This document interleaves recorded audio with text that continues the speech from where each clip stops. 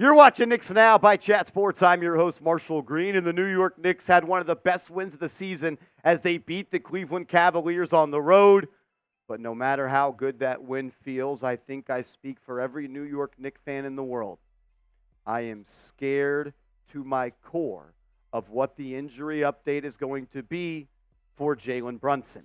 47 seconds into the ball game, Jalen Brunson rose up for a foul line shot, was untouched by Isaac Okoro, but in midair, grabs his knee, hits the ground, tries to run it off, and he was unable to really stand or walk under his own power. We did get a notification and an update from the New York Knicks PR account. At halftime, they said that it was a sore left knee, and he is questionable to return. And then midway through that third quarter, they changed his injury designation from questionable to return to out for the remainder of the game. My question is, what changed in that 15 minutes that made him go from questionable to out? I'm sorry, I'm also not going to believe in anything that the New York Knicks say about injuries. They told me OG Anunoby was a day-to-day injury. He ended up needing surgery, and he has not played in a month. Isaiah Hartenstein was not even on the injury report in the game prior to the win against the Cleveland Cavaliers, and we know he has Achilles tendinopathy, and that is going to bother him for the rest of the season. My thoughts on the Jalen Brunson injury, they don't really matter. The only thing that will matter is the MRI result. But I am fearing the worst. It did not look good.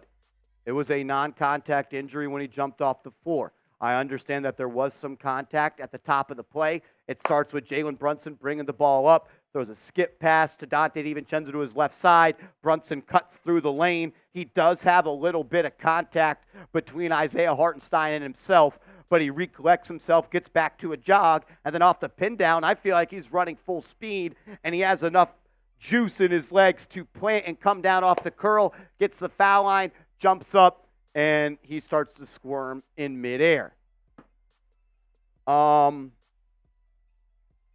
I don't feel good about this. I would equate this to, I can't even equate it to your star quarterback being hurt because sometimes teams can win with backups. This would be the equivalent of Patrick Mahomes getting hurt in a game with his knee, and we don't know what the injury designation is. I think it is important to note the New York Knicks are calling it a sore left knee. I'm sure that an MRI has taken place, or if not, will take place very soon. And we will get an injury update from Adrian Wojnarowski as soon as that, and we will break it down. I don't want to be pessimistic, but I think I will say it, and I think everyone probably feels the same way. If Jalen Brunson is out for the year, the season is over, and it sucks. And if he is, Randall needs to get the surgery, and you don't need to rush back OG Anunoby.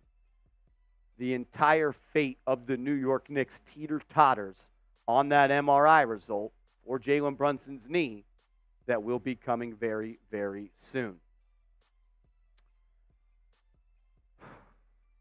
Man, I'm scared. I do not feel good about this. But I pray and I hope I'm wrong. Let's wish him a speedy recovery. And let's wish him a great MRI. Everybody hit that thumbs up icon. If you want Jalen Brunson to get back out on the court and wish him the best of luck, hit the thumbs up icon. And please, please, please, because you're not going anywhere without him. I feel bad as a Knicks fan, but I feel even worse for Jalen Brunson as a person who has done everything he can in his career to get to this point, and he deserves to reap the success and the rewards of what is brewing for him right now. I hope he's okay. I know there's some talk on Twitter saying that it's a nerve injury, but I'm going to wait until I get an official update. I think I'll push back on that nerve injury is that same guy said if it was a nerve injury, he would come back in the second half. He did not do that.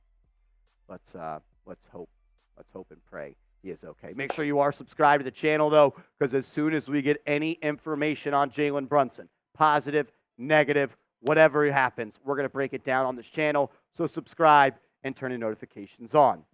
Today was going to be a great day for the New York Knicks. We got some very positive injury news prior to the game. Tom Thibodeau said Julius Randle had started to take light contact, but nothing with a player yet in practice. I also had heard from a New York Knicks viewer, Jason B., who was at the game.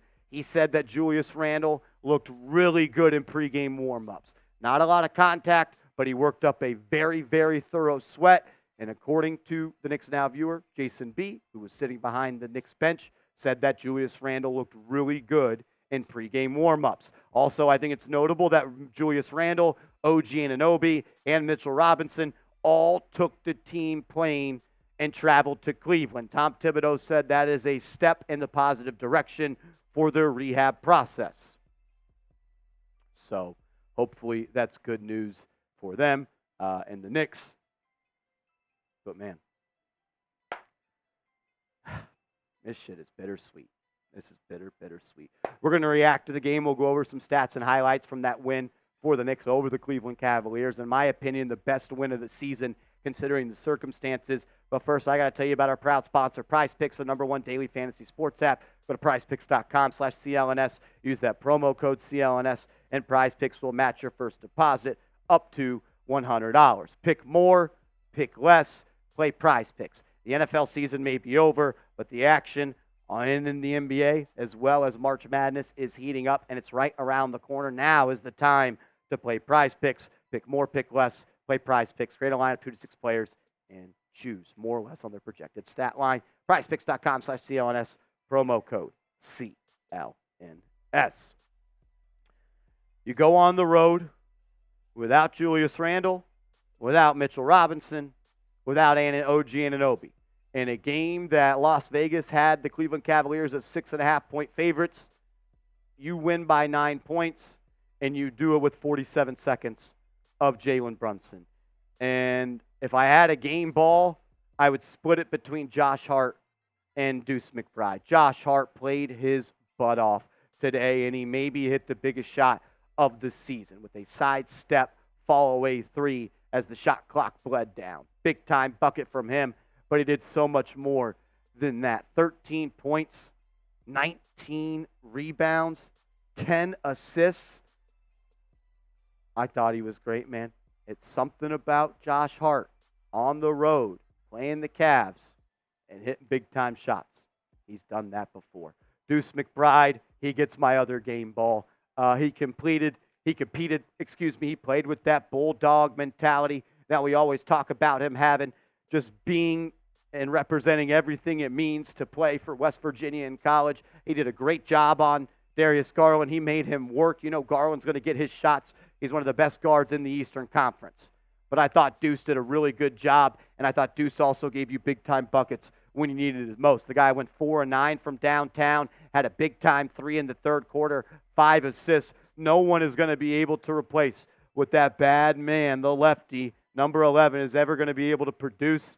But Deuce gave his best effort tonight, and the Knicks were not going to be victorious if Deuce did not play the way that he did. I was also very thrilled with the way that Bojan Bogdanovic played. You knew when Brunson went out, someone was going to have to step up on that offensive end, and Bogey did that off the bench. Not very efficient from downtown, but he was able to hit big-time shots inside the three-point line in that second and third quarter. Had a couple of big buckets in the fourth as well. He did miss 2 open threes that could have sealed the deal. Need him to make those shots. But Bogey showed why you traded for him. He's able to be instant offense, and there really wasn't a player on the Cavs that matched all that well up against him. He cooked Strus, he cooked Niang, and he played well. But, everyone deserves a game ball. You're not beating a team like the Cavs on the road without Brunson, Robinson, OG Anunoby, and Randle unless you have everybody step up. And Dante DiVincenzo did that as well. He's been struggling for a couple of games at this point. But, man, he caught fire in that second, third, and fourth quarter. 28 points for the big Ragu, 50%, back to over 42% from downtown. The Knicks need him, and he played a hell of a game. Do have some more injury updates as Precious Achiuwa played well. Tom Thibodeau said Jalen Brunson has a knee contusion and X-rays are negative. So some more injury news here on this video. Tom Thibodeau is saying Jalen Brunson has a knee contusion and X-rays are negative. While I believe that is a positive update, I do not think we will know the extent of this injury until there is an MRI done, because the x-ray, to my knowledge, not a doctor here, but an x-ray does not show if you have any ligament damage like an ACL, MCL, patella tendon, PCL, or anything like that. So that is good news on that front, but more tests will continue to be done. Thibodeau also said that there is no timetable for Jalen Brunson. I don't think that means you're out of the darkness yet. I don't think that's what that means at all. But a positive development. But you're not going to know anything until he goes and gets an MRI. That's why you subscribe to this channel, though, because once we get any update on Brunson, Randall, OG, Mitch, anybody, we're going to break it down, and we're the #1 place on YouTube for watch parties. Over 17,000 people tuned in for our watch party against the Cavs. Subscribe, turn the notifications on, and say a prayer. We need that dude out there. We really, really do. Shout out to Jalen Brunson.